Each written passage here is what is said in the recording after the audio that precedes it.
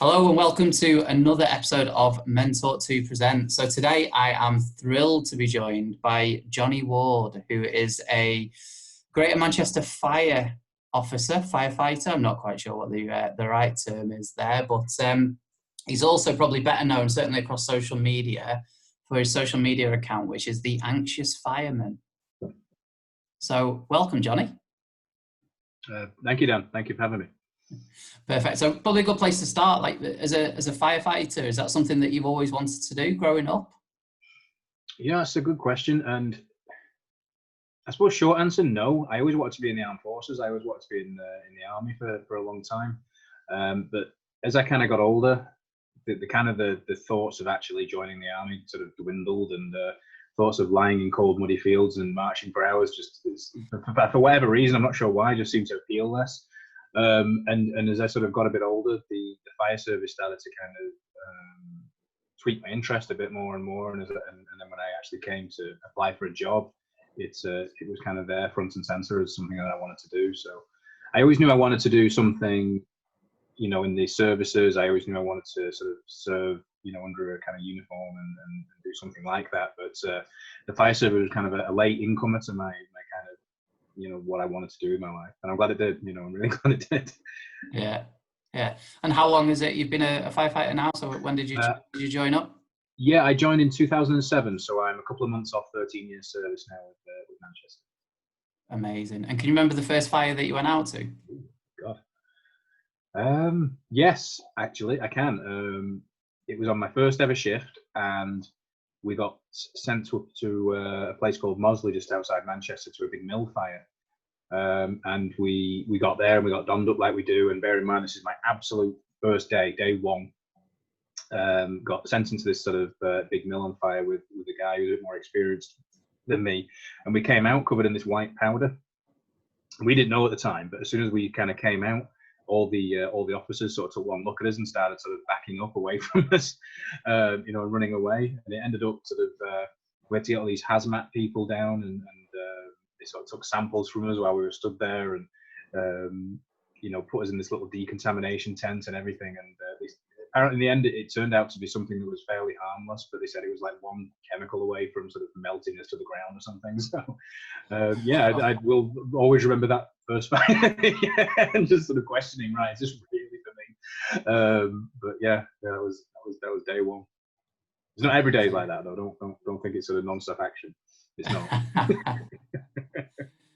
So it's weird, isn't it? Like you start something, I suppose, in terms of that it's something that you've always wanted to do, in terms of as you've grown up and your attention's turned from the army to the fire service, and then you're going into potentially a lethal situation. I mean, I always wanted to be a footballer when I grew up and never got anywhere near a football pitch, so ended up going to work in an office, I guess, if you like. I don't have to worry about my health going into that. And I guess that's a recurring theme for being in the fire service, isn't it? Is you never know what that next call is likely to be. Yeah, it's one of the sort of beautiful yet sort of daunting parts of it. It's kind of, I mean, if we didn't do any calls, it would be like Groundhog Day. We have, we do training, we clean the fire station, we go in the gym, we do training, we clean the fire engine, we go in the gym, we go and fit some smoke alarms. And it's just those calls that kind of interrupt that you never know what it's gonna be. And 99% of them, end up being kind of nothing particularly significant, a small fire or a fire alarm going off, or a car crash that isn't really in need of a rescue. But just occasionally, the fire station has a way of catching you off guard a little bit. And you'd be sat there having a cup of tea or having a chat. Or I'm an officer, so when you said at the start, firefighter, the fire officer, so I'm kind of I'm in charge on the fire engine, so if that makes sense. Yeah. I'm one of the managers, so I'll be sat there filling in some paperwork, and dump, the bells will go, and all of a sudden it's a high-rise fire with people stuck inside, or the car accident, somebody trapped, and whatever, flood and somebody at risk, so it does catch you off guard at times. And that is, like I say, one of the most beautiful things about it, that unpredictability. But can also be one of the toughest, especially in get into this later, but somebody with an anxiety disorder, it's maybe the worst designed job for somebody with an anxiety condition. So yeah.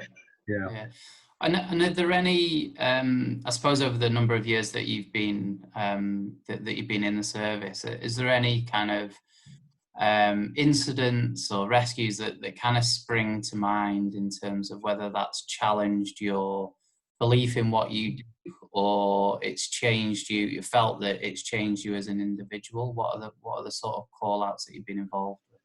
Yeah, there has, and over the years you go to many different things, and that is again one of the things about the service is that we don't just do fires. It's anything where somebody needs a rescue. So it could be moorland fires to floods to road traffic collisions to chemical releases to people trapped down things, on things, in things. The variety of work we do is incredible. Yeah, but there is some that have stayed with me, and some of the ones that anything to do with children has always sort of kind of bothered me a little bit. I'm fortunate that I've never been to a sort of fatality involving a child yet, and that's not something I ever wish to go to. But the ones that stick with me are, I once went to a double suicide when I was quite early on in my career, so this is probably 12 years ago now. And I won't go into the nature of it, because it was in case anyone ever listening sort of recognised it, but it was in essence two people that had taken their life together, and we had to go in and make the room safe. Let's go with that.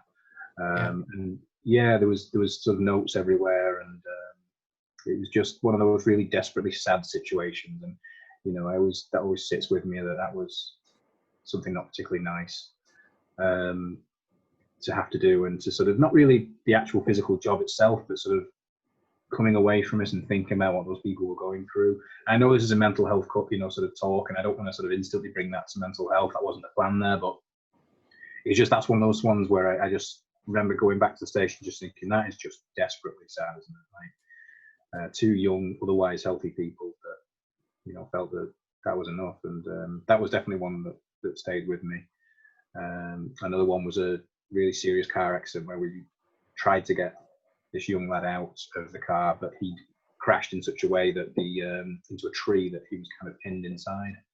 And I, at the time, I still am, I suppose, I was the first sort of medically trained person there, and what's called a trauma technician. So I sort of got medical training as well. And because I was first in attendance, it was my job to sort of be with him and treat him and do the best we could. But we pretty quickly realised that as soon as we released that tree, his body was going to collapse. In essence, he was going to pass away. So it was about being with him for those last moments of his life, if you like. So he knew it in his gut. I think he we didn't say it specifically, but he knew it. But then as soon as we sort of started to release parts of the vehicle, again, I won't go into too many details because it can be quite graphic, but in essence, his blood pressure massively dropped. So he went unconscious, and then, we were trying to do CPR on him and while he was still in the vehicle, but, he passed away while we were sort of still holding his hand. So yeah, there's been bits and bobs that have stayed with me, but, I don't feel I struggle with any kind of lasting sort of trauma effects from that, but they're just sort of life events that happen that are very kind of, I guess, important, and they do pop up occasionally when you least expect it. Yeah, and I think you probably mentioned what my next question was likely to be in terms of the mental health impact that seeing trauma has on you and your colleagues, really. And I suppose what I kind of want to first understand with regards to that is, I'm probably of the understanding, I'm lucky I've never been in that situation, but I'm probably of the understanding, like a lot of people will be, that you'll be provided with full training of how to deal with that. Although I'm not sure there's any training that can actually be provided that would prepare you for that. So I suppose, first of all, how does the fire service go about supporting you guys before something like that happens? And then what do you do to kind of deal with that following on from these incidents? Yeah, and again, a good question, and I get why you're asking it, and you're right that it is difficult to prepare for those things. And I think something that we didn't do very well, but we do better now as a service, is kind of the mental health stuff. And when I joined, it was very, very limited.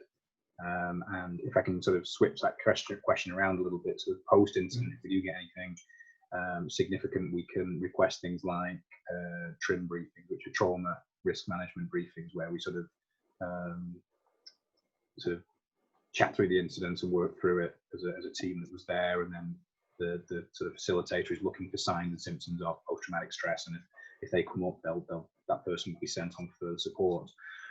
There's an employee assistance program, of course, through the service that can help with, you know, finding counselling and physio and you know, anything sort of health related that we can get. So I think sort of post incident, we're not too bad. You know, without trying to knock the service too much, you know, I mean, make no mistake, you know, I'm you know, I love the fire service and it's my life, but do we do anything particularly beforehand? Not really. You know, there's no kind of sort of actual training course or training thing provided to prepare you for those incidents. I guess it kind of gets done by the senior firefighters. So no, for me as a manager, we'll kind of prepare the sort of younger guys and girls for that type of thing as best we can. And what has definitely changed is just the whole feel of the place. When I joined, it was still very macho, very kind of, you know, if you can't hack it, get out. And if you're struggling with something, that's tough. And it was very still much of that kind of ilk. And I think one thing I've definitely seen in my time is that kind of softening of that sort of attitude. And it's really welcome, to be honest. And the new sort of recruits, you know, starting now will probably feel a different place than it did when I joined. Even though it was only 13 years ago, it's not that long in grand context. But, you know, with the manager, I would make sure, look, if you're struggling with anything, please let me know. If you don't want to sort of see anything, then we can manage that on an incident. If you're struggling with anything post-incident, always come to me. You know, just these kind of things that never were said before, that have really sort of changed the attitude. And one thing I've noticed, and I, you know, whether we want to go down this route or not, but is we recruit a lot more women now. And that really feels to me like it's really sort of shifted the atmosphere on the station to something that's much more accommodating of everything, really, which again is really nice to see. You know, anything that, you know, change like that is always brilliant. So yeah. It's good that it's moved away from the kind of the old boys club that it has, you know, kind of often seen as, wasn't it? Yeah, definitely. And it is. And, you know, when you join and you're sort of in it and you kind of, you know, when I joined, I was in that kind of lifestyle and that kind of attitude, you know, you kind of stick in with it, don't you? But, you know, when I'm sure we'll get to this, when I certainly started struggling with sort of mental health problems, it was that attitude that really kept me struggling with those problems. So, you know, I see it firsthand how it can, you know, be incredibly damaging, you know, for somebody too. Yeah. And you mentioned that's probably a nice little segue, really. So talk us through kind of the early days of when you started to feel that you were struggling, you were struggling to kind of cope, or the anxiety levels were kind of rising. What were kind of the first moments that you kind of remember that started to be introduced, really? Yeah, so I still remember it really clearly. And I started really struggling with my mental health in about 2012. So, 2012, is that right? We got that out 7, 8 years ago. Before that, I think I did struggle with anxiety before that, but it was kind of very, you know, I wouldn't call it unusual levels of anxiety. I was quite a nervous kid. I was quite a shy kid. You know, I wasn't very comfortable around women, for example. So whenever I was in a situation where I was talking to a girl, I'd feel really sick. And, you know, I don't think that was particularly sort of like an illness, if you like. It was just, you know, a shy, uncomfortable, kind of not comfy in his own skin kind of young lad. But as I got older, I sort of grew out a lot of that, and I had these sort of coping mechanisms. That I sort of developed, if you like. I sound arrogant. I'm a reasonably big guy, and I kind of use that to my advantage, you know, to sort of, you know, hold myself in certain ways, and sort of, you know, present myself in certain ways, and joining the fire service, and sort of loving the gym and getting, you know, doing weightlifting and all that sort of stuff were kind of my kind of coping mechanisms for being deep down a shy, you know, sort of unconfident young man, really. And then about sort of 7 or 8 years ago, I sort of started to do a lot of stuff at work and a lot of stuff outside of work, and just a lot of things came back from the past and just came to a bit of a head, really, where I started getting very, very stressed. And at the time, there was bits that was obviously why I was getting stressed, but I was sort of taking on extra projects at work and external projects from work, and I felt that they were pulling me in different situations, and I lost a lot of control of what I was doing in my life, and I was kind of just sort of doing things for everybody else all the time. And I felt sort of very, very stressed with it. And then one night, and I still remember it, sort of getting into bed, And I lay down in bed, and my heart just went bang, bang, bang, bang, bang, bang, bang, absolute mile a minute. And it was a panic attack, is what it was. At the time, I didn't realize that, but in essence, that's what it was. And I did what I think most, or certainly most men I know would do, which is absolutely crap myself from it and ignore it, completely. Sort of try and dismiss it and sort of go, well, whatever that was, it'll go, sort of, Yeah. I'll ignore that, and then, which is what I did. So I kept having these panic attacks, and I kept having these sort of heart palpitations and going faint and dizzy and sick and all this sort of stuff. And I was absolutely convinced there was something physically wrong with me, like there was something wrong with my heart or my body or something. And I ended up in A&E, 20 times, or at the GP, sort of 10, 20 times, always seeking answers for this sort of lightheadedness, dizziness, this heart palpitation thing that I sort of was experiencing. And it still strikes me as odd that I never considered it as a mental sort of thing, but at the time I was so convinced it was physical. And I wonder if, like, deep down, whether I kind of maybe knew it but didn't want to accept it. And that went on for about a year or so, and I got more and more afraid of it, and I sort of built up what you would commonly know as like health anxiety. So I started really panicking about my health, checking for symptoms and signs all the time, Googling different things, really started to get worried about my health and sort of panicking about it.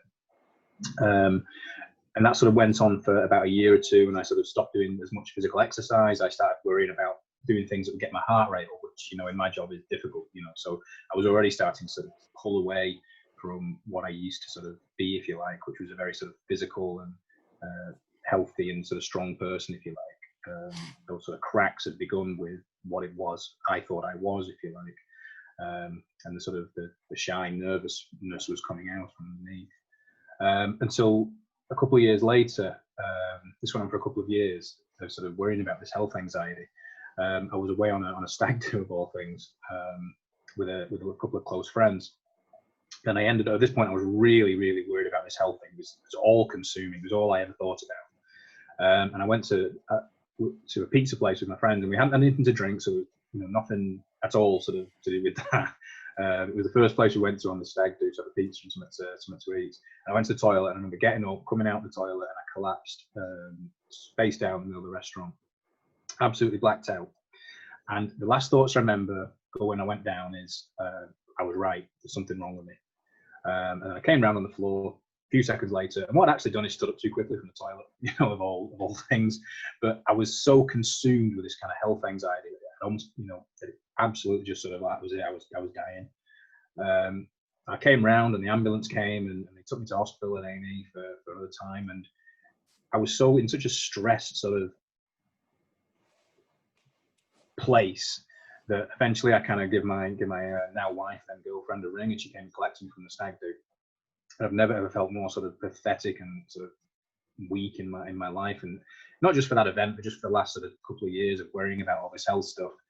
And I went to a GP again for the 21st time now, and this GP kind of looked at my records and said, "You do realise that you've been here a lot for these sort of symptoms, and that this is probably an anxiety disorder." And it was then that it all kind of started to shift for me. So I moved away from worrying about it as a health thing and sort of seeing it more as a mental health sort of problem, which originally kind of gave me a little bit of hope. I thought, right, well, I can get on top of this now. But the other thing it kind of subtly did is it sort of gave me this label of, right, you have what would be called panic disorder. So panic attacks consistently, if you like, sort of consistently having these panic attacks. Yeah. So what I then started to do was, because I knew I could have these panic attacks, is start to bring them on myself. So I would go to work where it was a very macho environment, and I would start to worry about having these panic attacks in that environment. So in essence, fainting, having a panic attack, being unable to do my job, to cope, to look stupid in front of all these kind of, firefighters, and that I'd be labeled as, weak and unable to do my work and all that sort of stuff. So I started to develop what would be called, or really like agoraphobia, so fear of somewhere where I can't escape, because I might have a panic attack. So I basically became anxious of being anxious. And for anyone listening to this, if you don't understand that mechanism, if you've ever been on a long bus journey where you really don't want to need a pee, and you start thinking about not needing a pee, and then you need a pee, and it gets worse and worse and worse, that is the same mechanism as sort of panic disorder with agoraphobia. So it's basically that day after day after day, and it got worse and worse and worse, and I could barely leave the house at one point because I was so afraid of having these panic attacks or or fainting because of panic attacks, that I got to one point where I could barely go to the shop at the bottom of my road, or get on public transport, because I think, well, what if I have a panic attack on the train and I faint? What would happen? And it would make the train stop and everyone would look at me and all this sort of stuff. Just these constant negative thoughts cycling around my brain, causing more and more anxiety. And again, that went on for a number of years, where I sort of had to put up with it, and I got really sick, if I'm honest, and I started drinking a lot to sort of calm the anxiety down. And eventually I started drinking even at work, which, is probably the lowest I've ever been. And to the point where it kind of came to a head, and someone realized I was drinking a lot, and especially at work, and sort of said, right, I'll get you some help for this. And, I kind of, I guess, came out, and I don't know how else to describe it, but, sort of came out as someone struggling with this sort of anxiety problem. And it was there where it really started to change. And I started my Twitter account called The Anxious Fireman, just sort of talk about my experiences of anxiety. And it kind of took off from there, really. And ever since then, I've had my stage name of The Anxious Fireman, which I still find really weird as being introduced as, but there you go. Yeah. And the kind of impact then on your work, your workplace, is obviously you work in a really high demanding environment, especially when you're having these fallouts like you mentioned before. There must have been quite a big impact on your ability to do your job to your best of your ability. Yeah, absolutely. And the hardest part, because if most mental illnesses, in my experience, and post all this, just so there's a bit of context for people listening, is I've now trained to be a psychotherapist and stuff, sort of post all this. So I'm a psychotherapist now as well. So I understand mental health from a personal and also professional sort of background. And it's my experience that most, or not all, mental illnesses, they're really illnesses of thought. And it's those thoughts that are sort of driving the emotional response. So my thoughts were, I'm going to have a panic attack, I'm going to look stupid, feel anxious, so I'll feel worse, spiral. Yeah. And the weirdest thing is the worst time for me was actually being on station, that kind of waiting for the call, if you like, because that was when my thoughts would spiral. That's when my thoughts would go a mile a minute and start saying, what if I get a call and I get anxious? What if I get a call and I pass out? What if I get a call and I have a panic attack? But as soon as some of the calls came and I kind of shifted my sort of focus to actually doing the job, it was almost like a release, like a relief to sort of not thinking about that anxiety anymore and just doing the job. Now, don't get me wrong, there was definitely calls where I sort of got trapped in these kind of thought processes, especially ones that may be a bit quieter, where there's not a lot to do, were actually the worst ones for me, because then I started flipping back to, right, well, what if I get anxious? What if I get anxiety? And then get the feelings and all the sort of emotional sort of responses to it. So as odd as it might sound, it was actually sort of doing nothing at work that was the worst time for me, which oddly enough, as a firefighter, we spend a lot of time doing very menial sort of low level things. And then just occasionally you get these kind of big sort of demands on you. But there was definitely jobs where it was a trouble. I still remember one, a gent had a heart attack in a loft. So we had to go and help the ambulance service sort of get him out. He was doing some wiring up in his loft and we had to go up to bring him down. Because it was quite a slow paced job. I still remember sort of being up in that loft and just shaking and sweating and sort of, having a panic attack whilst I was trying to help this guy who was having a panic attack and a heart attack, or a cardiac arrest. So, the kind of absurdity of it was that, I was probably in just as bad a shape as he was in a way. But, there was definitely a couple where I thought, if I can't get over this, this is going to be me done. I'm going to have to find something else, because I can't keep going on like this. And what stopped you from talking about it? Was it a lack of understanding from your point of view, or did you feel able to talk and kind of open up about what was going on, or did you hide it from everybody? No, I hid it for years. Which really was the problem. I think if I'd have tackled it earlier on, it wouldn't have become so deep-seated and trodden into my mind. I think, like any mental health problem, the more it sort of manifests and gets a hold of you, the harder it is to reverse it. And, I certainly felt that was, for me, what happened. I think if I dealt with it straight away and sort of maybe got a bit of professional help and sort of been open and honest about it straight away, it would have been much better. Because I think what was really stopping me was fear of judgment. That for me is where, when you take a lot of mental health conditions and spoil them out and strim them down, what you're often left with is sort of fear of judgment from others. And I definitely felt that I didn't want to be honest about it. I didn't want to open up about it. I was scared of what people thought. I was scared of losing my job. I was scared of losing my home because I couldn't pay my mortgage. I was scared of losing my wife because just constant fear of, the possibilities of the future. And like I say, the more these thoughts took hold of me, the worse they got. Really fear of judgment, to be honest, was what was stopping me. Fear of what other people would say, fear of being seen differently. And if I take you back to being an unconfident young man who was quite shy, I used to be quite small and bullied and, sort of bullied quite badly at school and things like that. I think what I'd done is build up this kind of armor around me in sort of being quite physical and being in the fire service and having this sort of external perception that I was kind of tough and able to cope and, a bit invincible or whatever. And then this sort of anxiety really sort of cracked that open and showed me for who I am, and not there's anything wrong with who I am. I've come to accept now that it's quite all right not to be all right. But at the time, that was a million miles away from me accepting that. Yeah, because it's interesting because the environment that you work in it reinforces every stigma around male identity, doesn't it? You are the strong, tough protectors of society, really, in a lot of ways. So it does kind of reinforce that. And then just to kind of finish off, you found some. You mentioned it a little bit earlier there, but you found a bit of solace within social media, which is very unusual. So talk us about the launch of the Twitter account, and then obviously that's grown across other social media platforms now as well. Yeah, the launch. It wasn't quite as dramatic as that. It was me sat on my bed, sort of starting a Twitter account. So there was no red carpet or anything, But I just, I decided that I needed to do something and sort of to get out of this. And I think one thing I realized quite quickly was that the only way I was going to kind of be comfortable with this is start to be comfortable with it within myself and almost gauge the reaction of others. And I think that's why I started with social media, if I'm honest, is that it was a safe place to do it. So I could delete that account if I wanted to, and not really sort of take any more flack from it. But actually it was really supportive and people sort of really kind of tuned into it and followed it for quite a while and sort of said, what you're doing is great, especially as a man, especially as a firefighter and all that sort of stuff. And, it took me to a few little places. I was on Radio 4 once and, did a few podcasts a number of years ago, and that was great. But what eventually happened is I started getting asked into companies to do sort of talks about my experiences, especially places like construction yards and, stuff like that, where it's very male heavy, although not always, any businesses really. But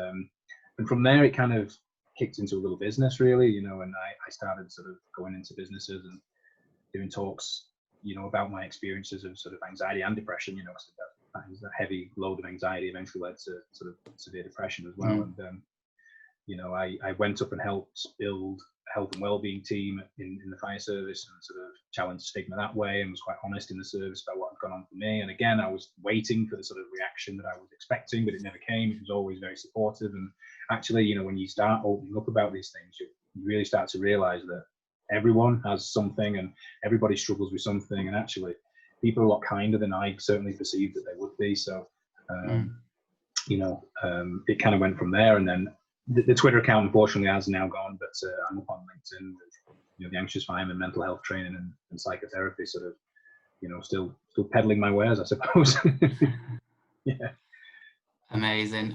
Well, Jonny, look, I've really, really enjoyed this conversation. It's been great to hear about kind of your journey and some of the stuff that you've been through. But more importantly, I think hearing what you've put into place to help support others, whether that be within the fire service or whether that be in other businesses now, is amazing that you've turned your challenge into sort of being able to help other people, which is incredible. So from me and obviously everyone at MenTalk2, it's a big thank you for joining us. And so guys, we'll have some more episodes coming very soon. And do check out Jonny's LinkedIn account, which is the Anxious Fireman, which is fairly easy to find. And as you'll have seen from him drinking from his cup, that'll be the see on his LinkedIn profile as well. So big thanks to everyone for listening. Big thanks to Jonny, and we'll speak to you all very soon. Cheers, guys.